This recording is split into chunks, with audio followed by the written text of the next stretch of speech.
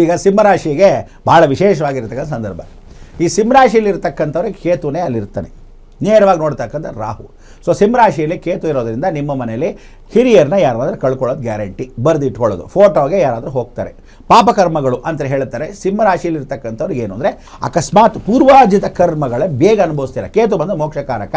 ಕೇತು ಅಂದರೆ ಯಾರ್ದಾದ್ರೂ ತಪ್ಪು ಮಾಡಿರ್ತೀರ, ಯಾರನ್ನೋ ಗೋಳಿಕೊಂತೀರ, ಅಮ್ಮನ ಗೋಳಿಕೊಂತಿರ್ತೀರ, ಅಪ್ಪನ ಗೋಳಿಕೊಂತೀರ, ಅಥವಾ ಗುರುನ ಗೋಳಿಕೊಂಡಿರ್ಬೋದು, ಸ್ನೇಹಿತನ ಹೊಡೆದು ಬಡ್ದಿರ್ಬೋದು, ಅಥವಾ ದುಡ್ಡು ಕಾಸಿಗೆ ಯಾರನ್ನೋ ಹೊಡೆದಾಕಿರ್ಬೋದು, ಗೊತ್ತಿರಲ್ಲ. ಸೊ ಒಬ್ಬ ಹುಡುಗನಿಂದ ಹಿಡಿದು ಹೆಂಗಸಿಂದ ಹಿಡಿದು ವಯಸ್ಸಾದ ವೃದ್ಧದಿಂದ ಹಿಡಿದು ಚಿಕ್ಕವರಾಗಿದ್ದು, ಇದು ಹಿಸ್ಟ್ರಿ ಅಂದರೆ ನಿಧಾನಕ್ಕೆ ಹಳೇದು ವಾಪಸ್ ಬರುತ್ತೆ ಅಂತ ಹೇಳುತ್ತೆ ಸಿಂಹರಾಶಿಗೆ. ಆಮೇಲೆ ಎಲ್ಲೆಲ್ಲಿ ಗಾಡಿ ನಿಲ್ಲಿಸಿದ್ದೀರಾ ಕೇತು ಆಗಿರೋದ್ರಿಂದ ನಿಮ್ಮ ಗಾಡಿಗಳು ಜಖಮ್ ಅಂದರೆ ನೀವು ಕಾರ್ ನಿಲ್ಲಿಸಿದರೆ ಮರ ಬೀಳ್ಬೋದು. ಅಲ್ಲೆಲ್ಲ ಕಾರ್ ನಿಲ್ಲಿಸಿರೋ ಜೊತೆಗೆ ಈಗ ಅಕಸ್ಮಾತ್ ಏನಾದರೆ ಬೇರೆಯವ್ನು ಬಂದು ಗುದ್ದಬೋದು.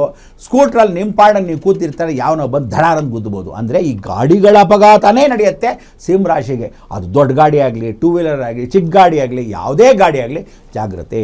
ಮೂಳೆಗಳನ್ನು ನೋವುಗಳು ಬರುತ್ತೆ, ಕಾಣಿಸ್ಕೊಳ್ಳುತ್ತೆ. ಎಲ್ಲೆಲ್ಲಿ ಮೊಣಕಾಲು ನೋವು ಕಾಣುತ್ತೆ, ಕತ್ತಿನ ಭಾಗ ಕೂತ್ಕೊಂಡು ಅಯ್ಯೋ ಕತ್ತಿಡ್ಕೊಂಡ್ಬಿಡ್ತಪ್ಪ ಯಾಕೋ ಗೊತ್ತಿಲ್ಲ ನಡುವೆ ಅಂತ ಹೇಳ್ಬೋದು. ಸೊಂಟದ ಭಾಗ ಹಿಡ್ಕೋಬೋದು. ಇದೆಲ್ಲ ಮೂಳೆಗಳ ಸಂಬಂಧಪಟ್ಟಿರ್ತಕ್ಕಂಥದ್ದು. ಸಿಂಹರಾಶಿಗೆ ಕೇತು ಮೂಳೆಕಾರಕ, ಆದ್ದರಿಂದ ಜಾಗೃತಿಯಾಗಿರ್ತಕ್ಕಂಥ ಅವಕಾಶಗಳನ್ನ ಬಹಳ ಮುಖ್ಯ. ಸಿಂಹರಾಶಿಯಲ್ಲಿ ಒಂದೇನು ಅಂದರೆ ನೀವುಗಳು ಗುರುಕ್ಷೇತ್ರಕ್ಕೆ ಹೋಗಬೇಕು, ಯಾವುದಾದ್ರೂ ಒಂದು ಇನ್ವೆಸ್ಟ್ಮೆಂಟ್ ಮಾಡಲೇಬೇಕು, ಕೆಲಸ ಕಾರ್ಯಗಳು ಹುಟ್ಟಬೇಕು. ಮಧುಕರ್ ಆಗ್ರೋ ಇಂಡಸ್ಟ್ರೀಸ್ ರವರ ವತಿಯಿಂದ ನಾಡಿನ ಸಮಸ್ತ ಜನತೆಗೆ ಯುಗಾದಿ ಹಬ್ಬದ ಹಾರ್ದಿಕ ಶುಭಾಶಯಗಳು. ಸಿಂಹರಾಶಿಯವರು ಬಹಳ ಜನ ಸೋಂಬೇರಿಗಳಾಗಿ ಒಂದು ಆದಾಯ ಬರ್ತಾ ಇದೆ, ಆರಾಮಾಗಿ ಕೂತ್ಕೊಂಬಿಡೋಣ ಅಂದ್ಕೊಂಡಿರ್ತೀರ. ಖಂಡಿತ ಇಲ್ಲ. ಇನ್ನು ಮೇಲೆ ನಿಮ್ಮ ದುಡ್ಡು ಖಜಾನ ಖಾಲಿ ಆಗುತ್ತೆ. ನೀವು ಹೊಸದಾಗಿ ಕೆಲಸ ಹುಡುಕದೇ ಇದ್ದರೆ, ಏನಾದರೂ ಮಾಡೋಕ್ಕೆ ಅವಕಾಶ ಇಲ್ಲದೆ ಭಾಳ ಕಷ್ಟ. ಬೇರೆಯವ್ರು ನಂಬಿಸ್ಕೋಬಾರ್ದು. ನೀವೇ ದುಡ್ಡು ಹುಡ್ಕೊಳ್ಳೋಕ್ಕೆ ವ್ಯವಸ್ಥೆ ಮಾಡಿಕೊಂಡ್ರೆ ಮಾತ್ರ ನಿಮ್ಮ ಜೀವನ ಸಾಗುತ್ತೆ. ಅಂದರೆ ವೃಷಭ ರಾಶಿಗೆ ಏನು ಕಷ್ಟಪಡಬೇಕಾಗಿತ್ತು ಹಾಗೆ ಸಿಂಹರಾಶಿಗೆ ಇನ್ನು ಮೇಲೆ ಅವಕಾಶಗಳು ಮಾಡಿಕೊಳ್ಳುತ್ತೆ. ಕನ್ಯಾ ರಾಶಿಯಲ್ಲಿ ಬರ್ತಕ್ಕಂಥವ್ರು, ಕನ್ಯಾ ರಾಶಿ ಅಡುಗೆ ಮನೆ ಸೇರ್ಕೊಳ್ಳೋದು ಜಾಸ್ತಿ.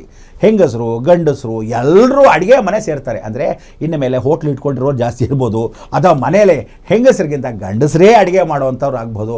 ಇನ್ನು ಮೇಲೆ ಏನು ಅಂದರೆ ನೆಂಟ್ರಿಗೆ ಈಗ ತಾನೇ ಕಾಫಿ ಮಾಡಿಕೊಟ್ಟೆ, ಅಷ್ಟು ಬೇಗ ತಿರುಗಿ ಮತ್ತೆ ಶುರು ಆಯ್ತಲ್ಲ ನನ್ನ ಕೆಲಸ. ಅಂದರೆ ಕನ್ಯಾ ರಾಶಿ ಕೆಲಸಗಳು ಜಾಸ್ತಿ, ನಿಂತ್ಕೊಳ್ಳೋ ಕೆಲಸಗಳು ಜಾಸ್ತಿ. ಕಾಫ್ ಮಸಲ್ಸ್ ಅಂದರೆ ವಿಶೇಷವಾಗಿರ್ತಕ್ಕಂಥ ಕಾಲು ನೋವುಗಳು ಜಾಸ್ತಿ ಮಾಡ್ತಾನೆ. ನೀವು ದಯವಿಟ್ಟು ಅದನ್ನು ನೋಡ್ಕೊಳ್ಳೋದಿದ್ದ ಪಕ್ಷದಲ್ಲಿ ಭಾಳ ಕಷ್ಟ. ನೇರ ದೃಷ್ಟಿಯಲ್ಲಿ ಕುಜ ಅಷ್ಟಮ ಸ್ಥಾನವನ್ನು ನೋಡೋದ್ರಿಂದ ಒಳಗಡೆ ಇರ್ತಕ್ಕಂಥ ಮಸಲ್ ಕ್ಯಾಚು ಹುಷಾರು. ಆಮೇಲೆ ಕನ್ಯಾ ರಾಶಿಯವರು ಅಡುಗೆ ಮನೆ ಹುಷಾರು. ಎಲ್ಲಾದರೂ ಸ್ಟವ್ ಮುಟ್ಕೋಬೋದು, ಸಿಲಿಂಡ್ರ್ ಮುಟ್ಕೋಬೋದು, ಅಯ್ಯೋ ಬಿಸಿ ಅಂತ ಕುಕ್ಕರ್ ಮುಟ್ಕೋಬೋದು, ಅಂತ ಬಂದಾಗ ಹಬೆ ಮುಟ್ಕೊಂಬಿಡ್ಬೋದು, ಕೈಯೆಲ್ಲದು ದೇವ್ರ ಮನೇಲಿ ಸುಟ್ಕೊಂಬಿಡ್ಬೋದು, ಅಥವಾ ಸಣ್ಣ ಇದೆ ಚರ್ಮ ಅಂತ ತೆಗೆದಾಕ್ಬಿಟ್ಟು ಚಿಕ್ಕದು ದೊಡ್ಡದಾಗ್ಬೋದು. ಸೊ ಇದೆಲ್ಲ ಕನ್ಯಾ ರಾಶಿಗೆ ಆಗ್ತಕ್ಕಂಥ ಅವಕಾಶಗಳು. ಚಿಕ್ಕದನ್ನ ದೊಡ್ಡದು ಮಾಡ್ಕೊಬಿಡಿ. ಸುಡೋ ಅಂಥ ಅವಕಾಶಗಳನ್ನ ರಾಹು ಮಾಡಿಸ್ತಾನೆ. ರಾಹುನ ನೇರವಾಗಿ ನೋಡ್ತಕ್ಕಂಥದ್ದು ಅಷ್ಟಮದಲ್ಲೇ ನೋಡೋದ್ರಿಂದ, ಕುಜಾನು ಅಲ್ಲೇ ಕೂತಿರೋದ್ರಿಂದ ಅಷ್ಟಮದಲ್ಲಿ ನೋಡೋದ್ರಿಂದ ದಯವಿಟ್ಟು ಹುಷಾರು. ಸೊ ಕುಜ ರಾಹು ಬಂದು ಚರ್ಮ. ಸೊ ಚರ್ಮದ ಭಾಗ ದೇಹದ ಯಾವುದೇ ಭಾಗದಾಗಲಿ ಕೂತ್ಕೊಳ್ಳೋದಾಗಲಿ, ಡ್ರೈವಿಂಗ್ ಗಂಟುಗಟ್ಟಲೆ ಕೂತ್ಕೊಳ್ಳೋದಾಗಲಿ, ಮೂಲವ್ಯಾಧಿ ಮೊದಲೇ ಆಲ್ರೆಡಿ ಇರೋವಂಥವರಾಗಲಿ ಹುಷಾರು. ತಂಪಿನ ಪದಾರ್ಥಗಳನ್ನು ತಿನ್ನಿ, ತಣ್ಣಗಿರೋ ಪದಾರ್ಥಗಳನ್ನು ತಿನ್ನಿ.